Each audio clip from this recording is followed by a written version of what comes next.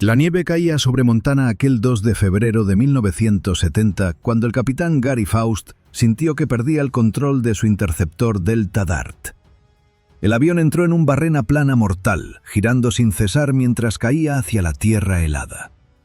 Faust tiró de la palanca de eyección sabiendo que su máquina de guerra estaba condenada. El asiento catapultó al piloto fuera de la cabina a velocidad supersónica. Mientras descendía en paracaídas, observó cómo su cazabombardero desaparecía entre las nubes, esperando ver una bola de fuego en cualquier momento. Pero el fuego nunca llegó. Lo que sucedió después desafiaría toda lógica aeronáutica y convertiría a este avión en una leyenda que perduraría por décadas. El sheriff local recibió una llamada extraña horas más tarde. Un avión con los motores encendidos estaba posado tranquilamente en un campo de maíz cerca de Big Sandy, completamente intacto, como si hubiera aterrizado por sí solo. Nadie dentro, ningún piloto, solo el rugido constante del motor Pratt & Whitney esperando paciente en medio de la nada. Esta historia comenzó 2 décadas antes, cuando el mundo estaba dividido en 2 bloques irreconciliables. La Unión Soviética desarrollaba bombarderos de largo alcance capaces de atravesar el Polo Norte y destruir ciudades estadounidenses con armas nucleares. Washington necesitaba una respuesta inmediata. En 1949, el Pentágono lanzó el proyecto que cambiaría la defensa aérea norteamericana para siempre. El documento clasificado llevaba el nombre en clave VLS-201A y establecía requisitos brutales. Un interceptor capaz de alcanzar velocidades supersónicas, armado con misiles guiados, equipado con radar para todo clima y capaz de despegar en minutos hacia cualquier amenaza. Los generales querían un guardián del cielo que pudiera detener la apocalipsis nuclear. 3 gigantes de la aviación compitieron por el contrato más importante de la década: Lockheed, Republic y Convair. Cada empresa presentó diseños revolucionarios, pero los ingenieros de Convair tenían un as bajo la manga. Habían estado trabajando en secreto con un diseño de ala delta inspirado en los estudios del ingeniero alemán Alexander Lippisch durante la Segunda Guerra Mundial. Este diseño radical prometía estabilidad a velocidades donde otros aviones se desintegraban. El ala triangular no era solo elegante, era la clave para dominar el vuelo supersónico.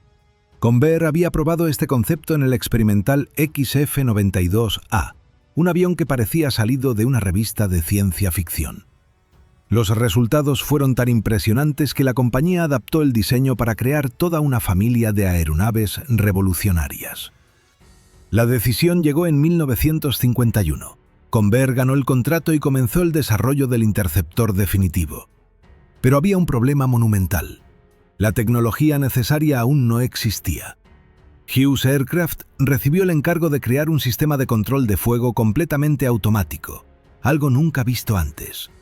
El sistema MA-1 sería esencialmente una computadora de 1.134 kilos capaz de controlar el avión desde el despegue hasta el aterrizaje.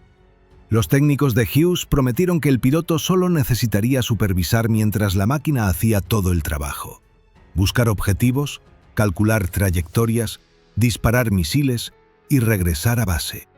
Sonaba como magia tecnológica, pero nadie sabía si realmente funcionaría. El prototipo fue aprobado en diciembre de 1955 después de incontables revisiones. Mientras Hughes luchaba con la electrónica, Convair enfrentaba sus propios demonios. El avión inicialmente se llamaba F-102B, una versión mejorada del Delta Dagger.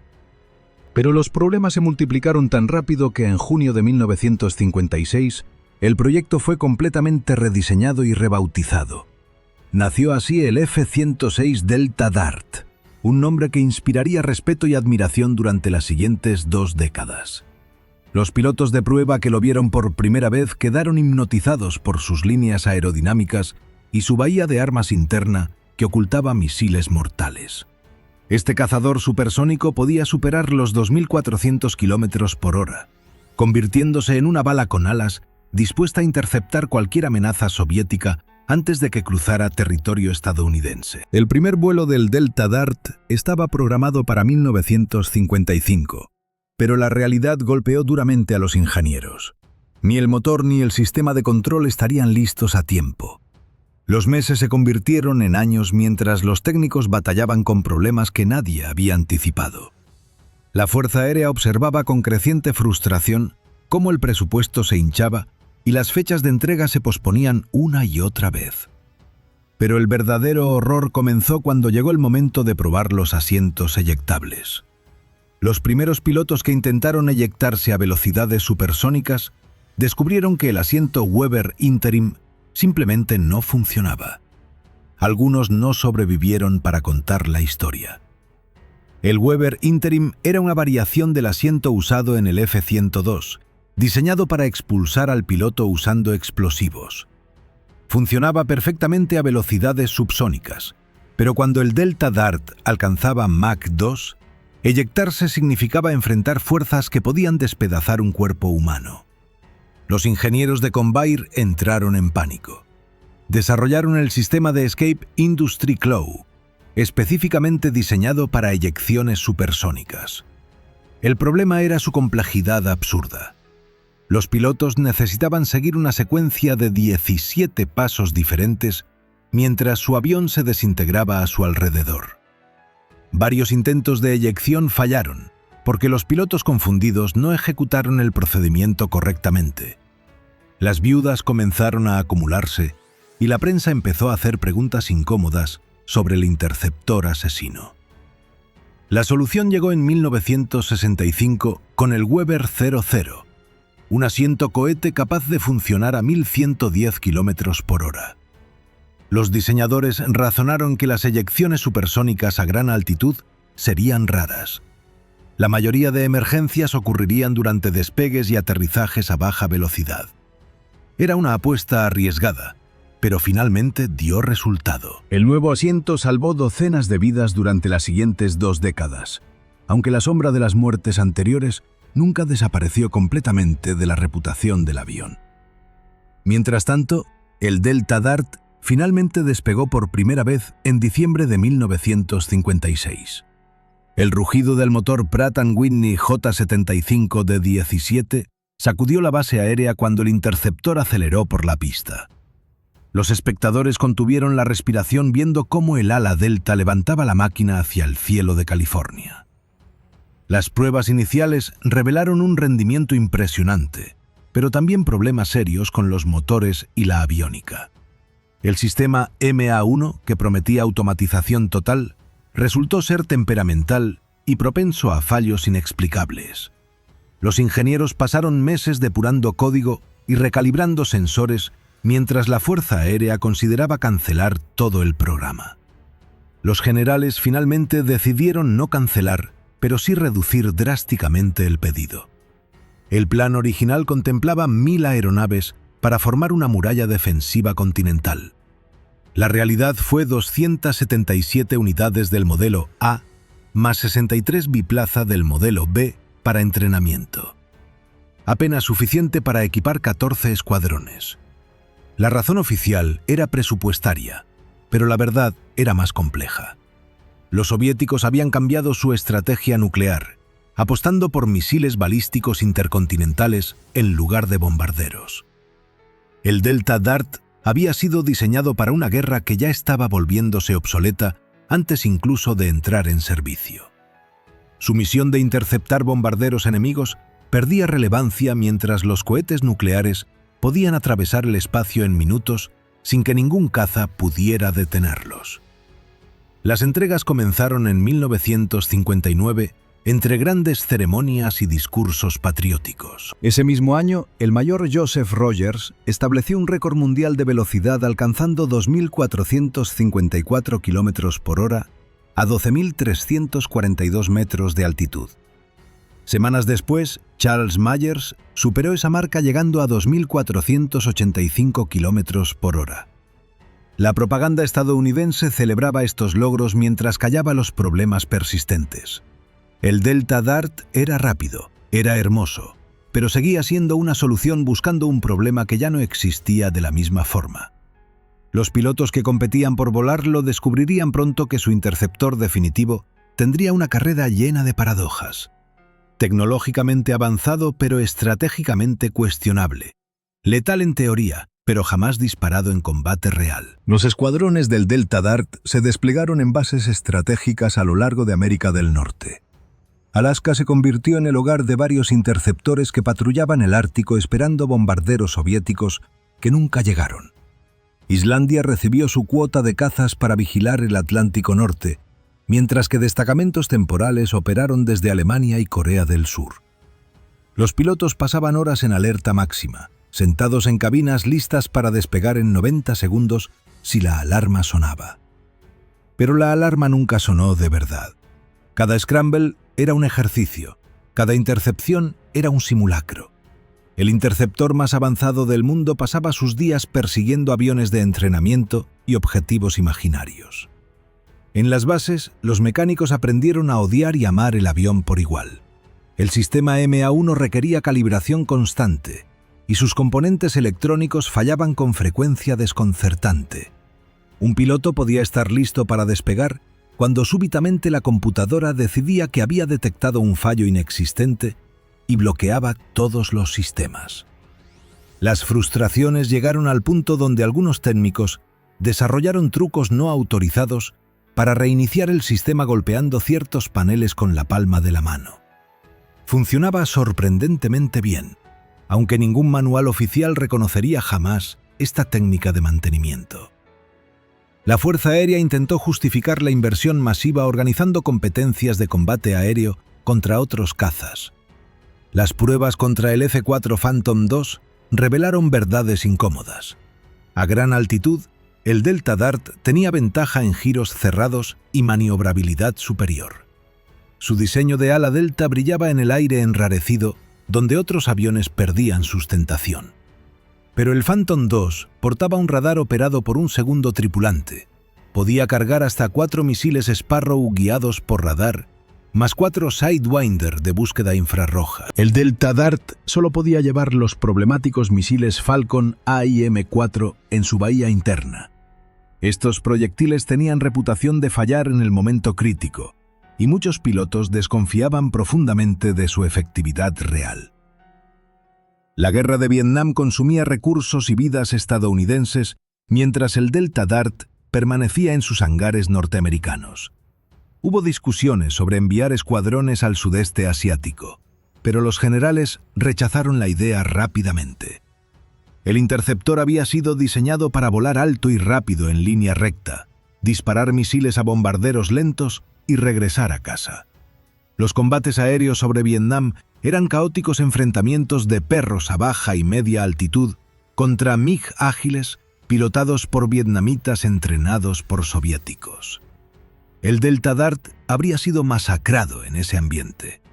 Sus misiles Falcon eran inferiores, carecía de cañón interno para combate cercano, y su entrenamiento se enfocaba en interceptaciones controladas desde tierra, no en peleas improvisadas sobre junglas enemigas. Consciente de estas limitaciones, la Fuerza Aérea invirtió millones en actualizaciones continuas.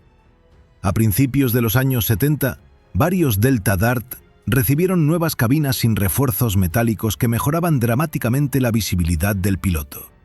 Se instalaron sistemas infrarrojos de búsqueda, ganchos de arrestador para aterrizajes de emergencia y tanques de combustible aerodinámicos para extender el alcance. Los ingenieros modificaron las alas tratando de exprimir cada gramo de rendimiento adicional. Pero todas estas mejoras no podían cambiar la realidad fundamental. El avión había sido construido para una amenaza que evolucionaba más rápido que cualquier actualización tecnológica. El gobierno canadiense examinó la posibilidad de comprar Delta Dart para reemplazar sus interceptores envejecidos. Los técnicos canadienses volaron a bases estadounidenses, inspeccionaron hangares, entrevistaron pilotos y revisaron informes de mantenimiento. Su conclusión fue negativa. El costo operativo era prohibitivo. La complejidad del sistema MA-1 requería personal altamente especializado, y la efectividad en combate real permanecía sin probar. Canadá declinó la oferta. Ningún otro país mostró interés genuino en exportación. El interceptor definitivo estadounidense permanecería exclusivamente estadounidense, volando patrullas interminables sobre territorios donde la guerra real nunca llegaría, manteniendo una vigilia solitaria contra enemigos que preferían los misiles a los bombarderos. Los 3 Delta Dart del escuadrón de interceptores Fighters despegaron de la base aérea Malmstrom cerca de Great Falls aquella mañana invernal. El capitán Gary Faust lideraba la formación conocida como Iron Man para una misión rutinaria de maniobras de combate aéreo. El cielo sobre Montana estaba despejado, pero el aire gélido creaba turbulencias impredecibles. Los pilotos ejecutaron giros, ascensos y descensos, simulando enfrentamientos contra bombarderos fantasma. Todo transcurría según el plan, hasta que el avión de Faust entró en una configuración aerodinámica desastrosa durante una maniobra agresiva. El Delta Dart comenzó a girar descontroladamente sobre su eje vertical.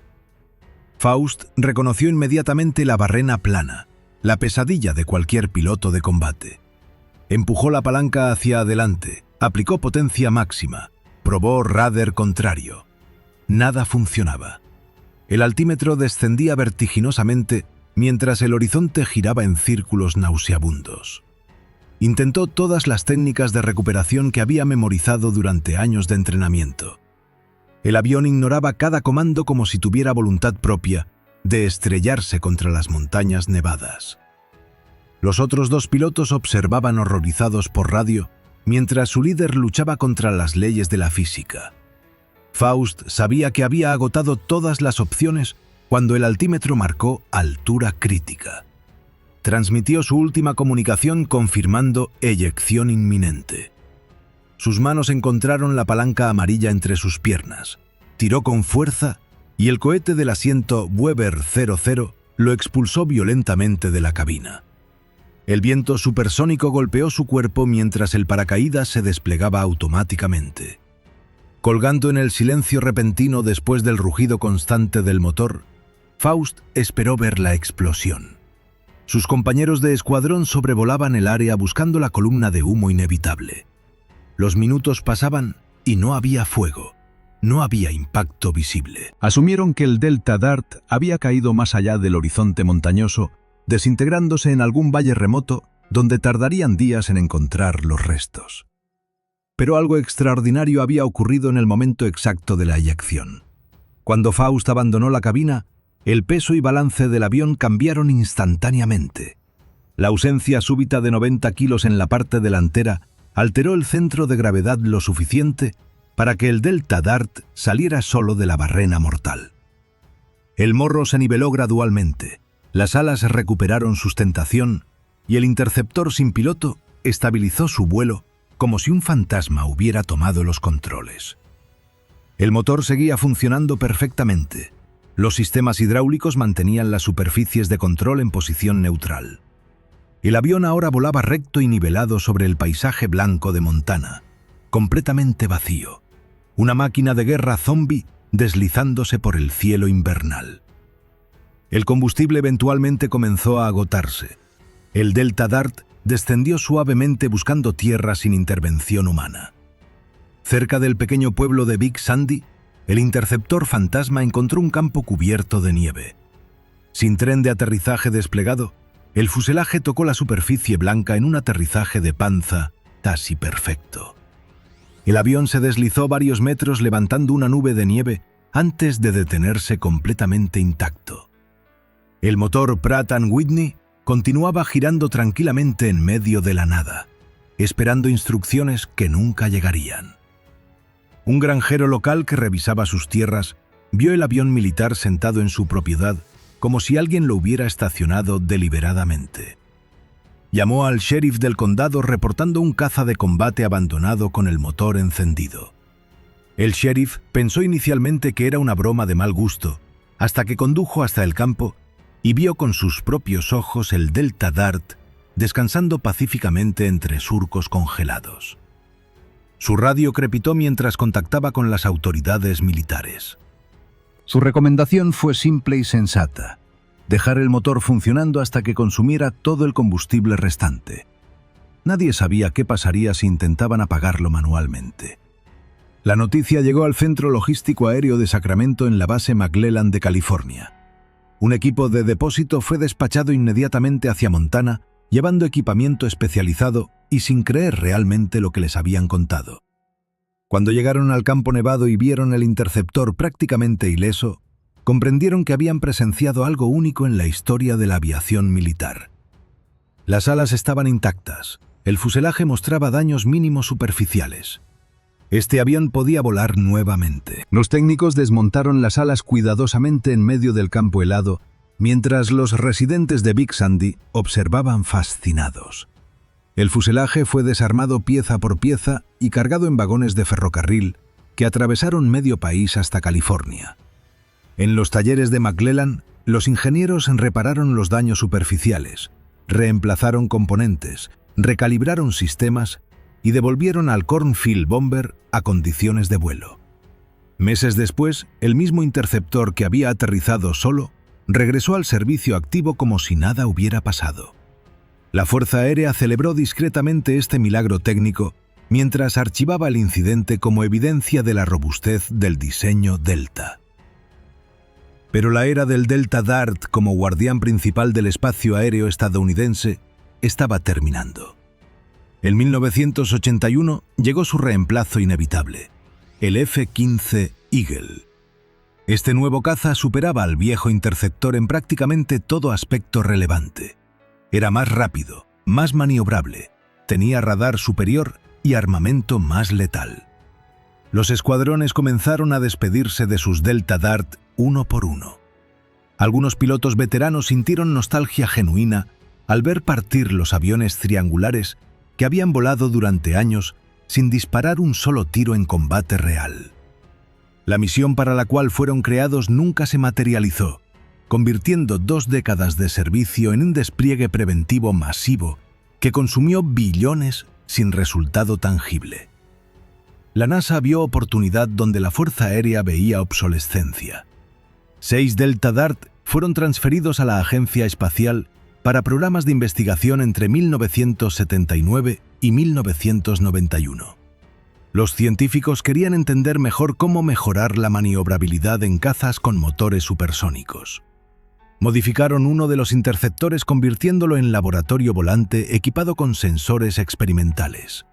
Pero el proyecto más extraño involucró investigación sobre impactos de rayos. Entre 1980 y 1986, un Delta Dart modificado fue deliberadamente volado hacia tormentas eléctricas. El avión recibió más de 700 impactos directos de rayos sin sufrir daños estructurales significativos. Los ingenieros quedaron impresionados por la resistencia inesperada del diseño original de Convair. El proyecto Eclipse en los años 90 llevó las cosas a otro nivel de rareza. 6 Delta Dart fueron convertidos en drones no tripulados QF-106A. El objetivo principal era probar si un avión podía remolcar otro en pleno vuelo.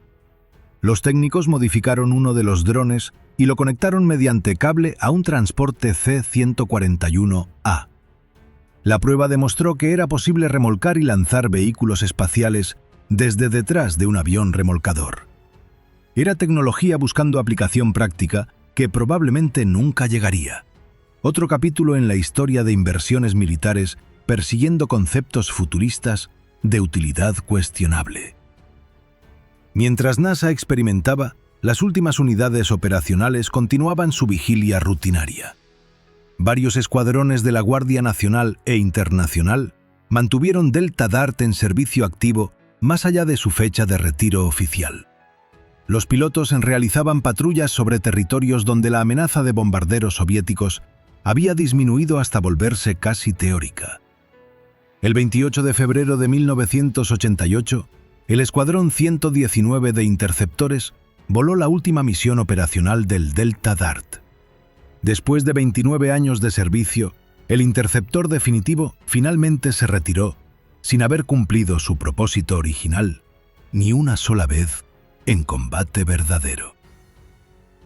El Cornfield Bomber encontró su hogar permanente en el Museo Nacional de la Fuerza Aérea de Estados Unidos. Visitantes de todo el mundo pueden ver el avión que desafió la muerte y aterrizó solo, preservado como testimonio de un incidente extraordinario durante una era de tensiones nucleares que afortunadamente nunca escalaron hasta la destrucción mutua. Su historia resume perfectamente la paradoja del Delta Dart. Tecnología impresionante, capacidades notables, récords de velocidad que aún permanecen, pero construido para una guerra que la diplomacia y los misiles intercontinentales hicieron innecesaria. 2 décadas patrullando cielos esperando enemigos que nunca aparecieron. Un guardián supersónico de un apocalipsis que no sucedió. Si esta historia te fascinó tanto como a nosotros investigarla, demuéstralo con un like que nos ayuda enormemente. Comparte en comentarios qué otros aviones legendarios de la Guerra Fría te gustaría conocer en profundidad.